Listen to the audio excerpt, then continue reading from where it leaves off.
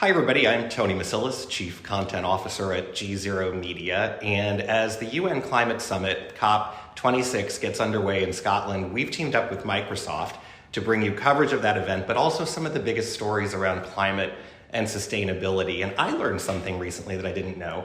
Green skills have actually doubled and in some cases tripled over the past few years. And to tell us a little bit about why, I'm joined by Sue Duke, who's the VP and Head of Global Public Policy at LinkedIn. It's really nice to meet you, first of all. Likewise, pleasure to be here. Thank you for having me on. Yeah, no, thanks for doing this. And so I read that, and my first question was, okay, define green skills for me. What are we talking about here? Great question. So green skills are those abilities or knowledge that a worker can use to monitor, prevent, or reduce pollution, as well as those skills that are used to optimize the stewardship and conservation of natural resources. And when we say green skills, we think about that in a very holistic, whole of economy way. So it includes not just those skills that workers would use in a traditional green job, but also those skills that workers in non-green jobs are using to do their role in a more green, sustainable way. So think of, for example, of a sustainable fashion designer or a sustainable investment fund manager. Right. So actually, these types of skills, maybe get more specific with how exactly would somebody who works in the fashion industry refresh their own resume or CV to include green skills? What would those be?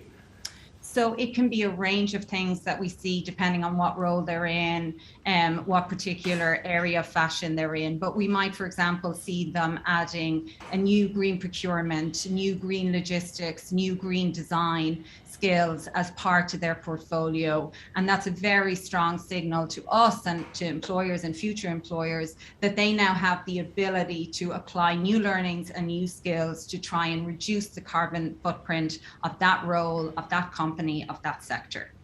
So what do you think is specifically motivating? That's a pretty sharp increase to have double or triple digits within just a couple of years. And what do you think is causing that? I think there are various factors driving it, both on the demand and the supply side. There is no question, but we are seeing the calls for us to get very real about our climate commitments getting louder and louder from governments, from companies, and from workers themselves. So on the demand side, we are seeing employers across the board making sweeping commitments about reducing their carbon footprint. If they're going to do that, they need to be able to hire new workers with new skills who can do those roles in a new, greener way. So if you take, for example, a company who needs to reduce its carbon footprint by greening its supply chain, they now need new procurement and logistical specialists who can audit and report on where they currently stand with the emissions of their supply chains, and also figure out and apply new strategies so that they can green those supply chains. On the demand side, as you said, we are seeing workers at all levels in all countries acquiring new green skills. And that's not just in those traditional green jobs, as we discussed, but in sectors that we haven't historically thought of as green. So if you take, for example, a fleet manager, it's probably not the first job you think of as green, but that is a great example of a job that has been around for a long time and is now undergoing this fundamental change because they're finding themselves on the front line of helping their organizations get carbon emissions out of their organization. They are now involved with managing a whole new fleet that will involve electric vehicles and all of the technological and logistical challenges that go along with that. And is this mostly coming through government regulation, or is this private sector kind of leading the way, or is it a bit of a combo of both?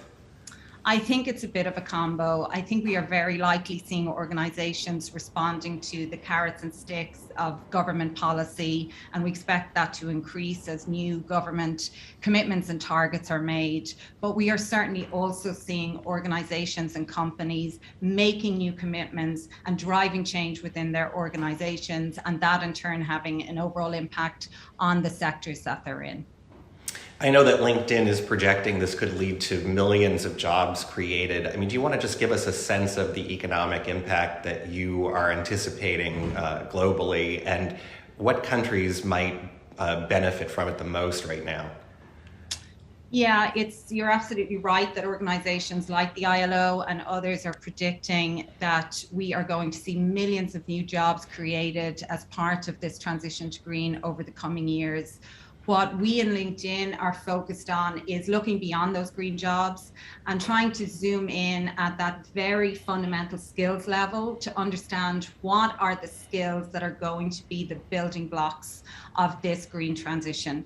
We're leveraging what we call our economic graph. That's LinkedIn's digital map of the labor market based on our 750 million members to really zoom in and understand what's happening with green skills. Again, not just in those traditional green industries and green jobs, but right across the board in all sectors that are going to need to make this transition if we are going to meet those 2030 and 2050 climate targets. We're seeing that happen across the board in all countries, in all sectors. It's true that we're seeing it happen at different speeds and in different ways. But two examples for you. When we look at East Asia Pacific, that's where over almost 50% of land use is agricultural. There we see a very high concentration of green skills in the agricultural sector. So those skills being applied to a sector that really matters in a different way to do things in a new, greener and more sustainable way. When we look at Europe, we see a very high concentration of green skills in the automotive manufacturing sector. There, as no doubt driven by the transition to electrical vehicles, we're seeing the share of green talent in that automotive sector grow by over 10% for each year for the past 5 years. And so you can see that the workforce and these industries are changing very fundamentally as we start to get ready for this green transition and make that transition.